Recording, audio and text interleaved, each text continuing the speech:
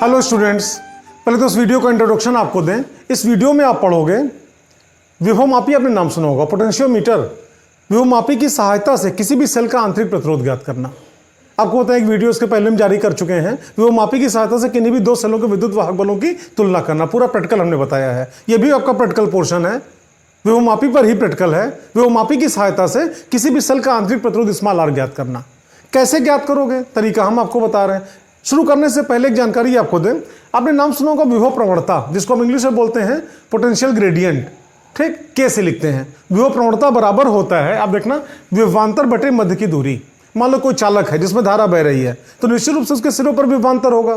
आप जब तो विभवांतर होता तभी तो धारा बहती है। ठीक, तो उसी चालक पर कोई दो पॉइंट ले लें, तो दोनों पॉइंट हैं उनके बीच का विभवांतर निकाल लें और दोनों पॉइंट्स के बीच की दूरी निकाल लें। विभवांतर को दूरी से भाग कर दें, उस चालक की या उस धारावाही चालक की विभव प्रवणता निकल आएगी। के बराबर क्या होता है, V/L। आवश्यकता पड़े तो V बराबर क्या हो जाएगा, K/L। अच्छा, फिर हम आपसे बताएं किसी भी सेल के बारे में आपने पढ़ा है, हमने वीडियो भी जारी कर रखा है सेल या बैटरी से संबंधित। ठीक, सेल का आंतरिक प्रतिरोध हमने आपको पढ़ाया है, उसका फार्मूला आपका निकला हुआ है। आप जानते हो किसी भी सेल का जो के सिरों के बीच का जो विभवांतर होता है, जिसको V से लिखते हैं, और V बराबर क्या होता है, E-IR। जहां पे V क्या है, टर्मिनल वोल्टेज, सिरा विभवांतर। E क्या है, सेल का विद्युत वाहक बल। I क्या है, सेल से ली जाने वाली धारा या बैटरी से ली जाने वाली धारा, और R क्या है, उस सेल का आंतरिक प्रतिरोध।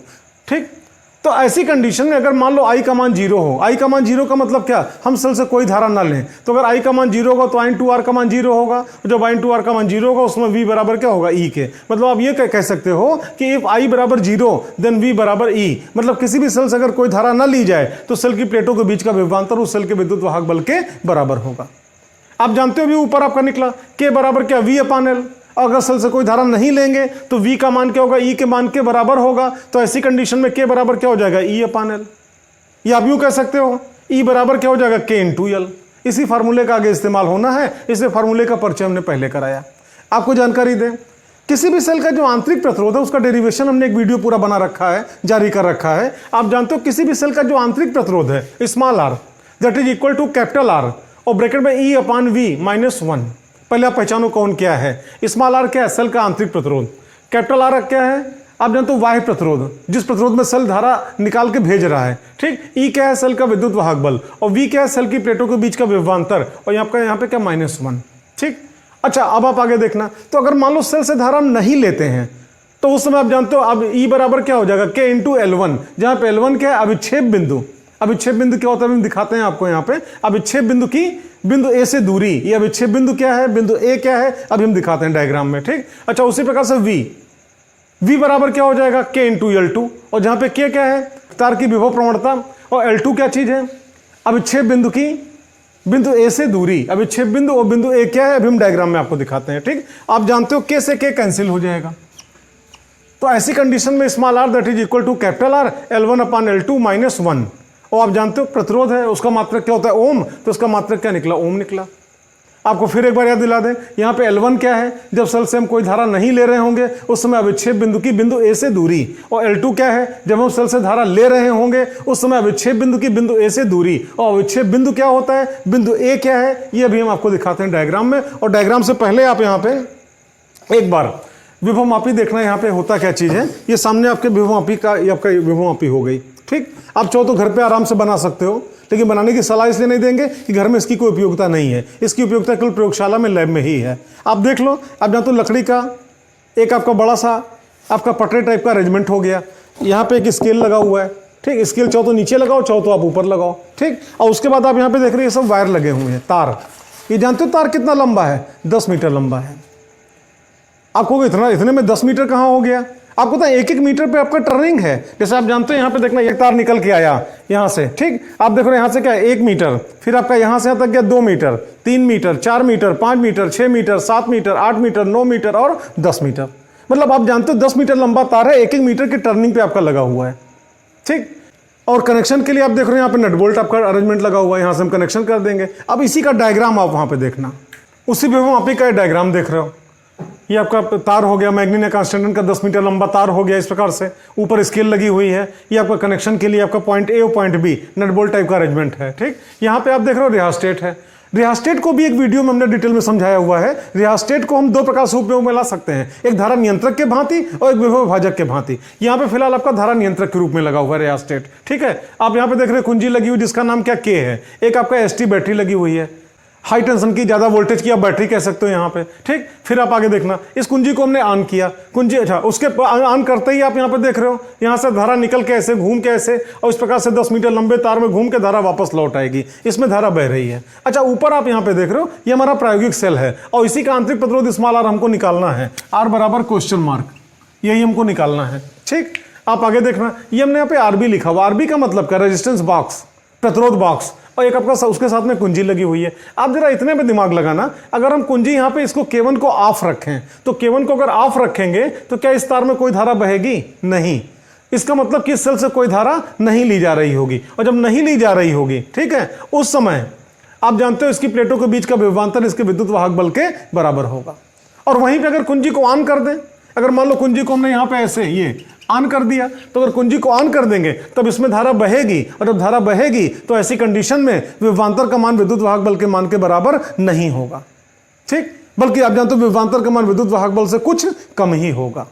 अब हम देखो कैसे क्या प्रैक्टिकल करेंगे, आपको जानकारी आपको दें। सबसे पहले हम क्या करेंगे, अभी एक टेबल मेंटेन करेंगे, अभी टेबल भी आपको दिखाते हैं। फिलहाल अभी आप देखना, इस कुंजी को यहाँ पे पहले ऑफ रखेंगे, और जब कुंजी को ऑफ रखेंगे तो समय आप जानते हो इसमें कोई धारा नहीं बह रही है, और जब धारा नहीं बहेगी इस समय विभवांतर का मान विद्युत वाहक बल के मान के बराबर होगा, और जब विभवांतर का मान विद्युत वाहक बल के मान के बराबर होगा तो ऐसी कंडीशन में आप देखना, यहां से एक तार निकला, एक तार यहां निकला, इसको लाके हमने कनेक्शन यहां पे जोड़ दिया, यहां पे एक गैल्वामीटर लगा हुआ है, और यहां से एक लंबा सा तार निकला और जिसको विसर्पीय जोकी कहते हैं, ठीक। आप आगे देखना, इसको हम उठा के पहले यहां पे कहीं टच कराएंगे, तो जब टच कराएंगे तो गैल्वामीटर का इंडिकेटर किसी एक तरफ घूम जाएगा, फिर हम उठाएंगे ये 0 पे आ जाएगा, फिर इसको यहां पे लाएंगे ये अदर साइड घूम जाएगा, फिर उठाएंगे 0 पे आ जाएगा, ठीक। हमको सिर्फ ये चेक करना है कि यहां पे टच कराए कराए हम इस पे क्या करेंगे, इस विसर्पीय जोकी के तार को टहलाएंगे, और हम ये पता करेंगे कि कहां पे टच कराने पे इसका इंडिकेटर 0 पे आता है। जैसे अब हमारे दोनों हाथों को देखना, ये यहां पे तो यहां पे आ गया, हम इधर लाते गए, ये इधर घूमता गया। आप दोनों हाथों को देखना, हमारे ऐसे घूमता गया, और मान लो आपका यहां पे जब लेके आए, इस जगह पे लेके आए, तो फिर आपका यहां पे इंडिकेटर 0 पे आ गया। हालांकि इससे आगे लेके जाएंगे तो उधर जाएगा, फिर लौटा लाए और यहां पे लाए, ठीक। तो इसी बिंदु को आप जानते हो, जिस बिंदु पे टच कराने पे गैल्वामीटर में कोई विक्षेप नहीं मिलता है उसी को हम क्या बोलते हैं, अविक्षेप बिंदु, या इंग्लिश में बोलते हैं नल पॉइंट। अब आपको समझाएं, अपने मेन फार्मूले पे चलते हैं। आप जानते हो यहाँ पे अभी आपने देखा भी था कि जैसे ये आपका जो यहाँ पे क्या प्रेक्षण तालिका हो गई, ठीक, ऑब्जर्वेशन टेबल आप कह सकते हो, ठीक। ये क्रम संख्या हो गया। यहाँ पे आप देखना ऊपर क्या लिखा है, प्रतिरोध बॉक्स द्वारा लगाया गया प्रतिरोध आर। आप जानते हो प्रतिरोध बॉक्स, हमने एक वीडियो में प्रतिरोध बॉक्स आपको दिखाया भी है, उसमें अलग अलग आपके टर्मिनल्स होते हैं, अलग अलग आपके मतलब की होती है, जितने उनका प्रतिरोध लगाना हो उतने उनके प्लग को बाहर निकाल लेंगे, बाकी सब टाइट रखेंगे, उतने उनका प्रतिरोध लग गया, ठीक है। तो आप यहां पे देखना, मतलब कितने ओम का प्रतिरोध लगाएंगे हमको मालूम रहेगा। आप इसको ज्ञात प्रतिरोध भी कह सकते हो, ठीक है। और क्योंकि प्रतिरोध इसका मात्रक क्या ओम होता है, इसलिए ऊपर ओम लिखा हुआ है, ठीक। तो आप यहां पे देखो, प्रतिरोध बॉक्स द्वारा लगाया गया प्रतिरोध कैपिटल आर इन ओम। यहां पे आप देख रहे हो, जब कुंजी K1 ऑफ हो, ध्यान रहे कुंजी K1 ऑफ है, मतलब प्रायोगिक सेल से कोई धारा नहीं ली जा रही है, मतलब विभवांतर का मान विद्युत वाहक बल के मान के बराबर है, उस समय अविक्षेप बिंदु की बिंदु ए से दूरी, अभी आपने देखा डायग्राम में बिंदु ए यही है, ठीक। आप आगे देखना इसके बाद फिर यहां पे, और जब कुंजी यहां पे क्या K1 ऑन हो, तो कुंजी K1 अभी हमने ऊपर जो दिखाया था आपका, यहाँ पे कुंजी K1 ऑन हो, उस समय अविक्षेप बिंदु की बिंदु ए से दूरी, उसको हमने क्या लिखा, L2 से लिखा। वो भी किसमें, सारी दूरियां किसमें नापी जाएंगी, सेंटीमीटर में। और अभी फार्मूला आपका निकला था small r that is equal to capital R और ब्रैकेट में L1 अपॉन L2 माइनस 1, ये किसमें, ओम में। अब हम रीडिंग लेना शुरू करेंगे। मान लो प्रतिरोध बॉक्स की सहायता से हमने 2 ओम का प्रतिरोध लगाया, ठीक, तो 2 ओम का प्रतिरोध तो लगा दिया।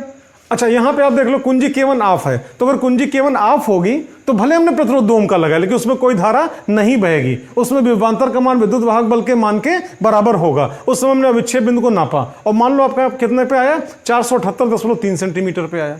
सेंटीमीटर ऊपर लिखा है, इसलिए नीचे नहीं लिख रहे हैं दोबारा, ठीक। अच्छा, उसके बाद फिर हमने क्या किया, आप देखना, अब हम जो प्रायोगिक सेल है उसके साथ लगी कुंजी को फिर ऑन कर दिया, देखो K1 ऑन हो, और फिर हमने अविक्षेप बिंदु को नापा, तो अविक्षेप बिंदु मान लो इस बार हमको 321.7 सेंटीमीटर पे मिला। फार्मूला आपके सामने ये है ही है, ये ऊपर लिखा हुआ है, इसी फार्मूले मान रखा, R1 की वैल्यू निकली 0.97 और मात्रक क्या होगा, ओम, ऊपर लिखा है, एक जगह लिखा हुआ इसलिए बार बार आपका मात्रक नहीं लिखा जा रहा है, ठीक।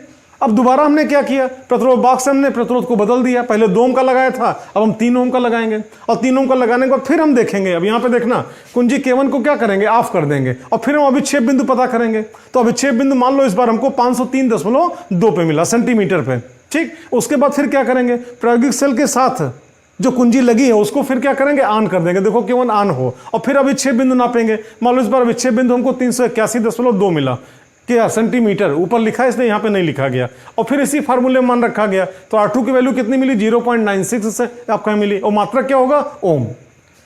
उसके बाद फिर हमने क्या किया, प्रतिरोध बॉक्स की सहायता से मान लो अब कोई अलग कोई प्रतिरोध, पहली रीडिंग में हमने क्या 2 ओम लगाया था, दूसरी रीडिंग में 3 ओम लगाया, मान लो 2 ओम से बढ़ के लगाया। मान लो इस बार हम घटके लगा देंगे, यहाँ पे 1 ओम का लगा देंगे। तो जब 1 ओम का लगाया, फिर हमने देखा यहाँ पे कि कुंजी K1 जिस समय ऑफ है, ध्यान रहे कुंजी K1 कौन है, प्रायोगिक सेल के साथ लगी कुंजी, वो ऑफ है। तो भले हमने 1 ओम, लेकिन इसमें कोई धारा नहीं बहेगी। अब इस बार रीडिंग में हमने क्या किया, जैसे पहली बार हमने 2 ओम लगाया था, फिर उसके बाद हमने 3 ओम लगा, बढ़ के लगाया, तो मान लो इस बार घटके लगा दिया, 1 ओम का लगा दिया, ठीक। अच्छा, उसके बाद फिर K1 को ऑफ रखा, और K1 को ऑफ रख के फिर हमने अभिक्षेप बिंदु को पता किया, तो मान लो 389.3 पे मिला।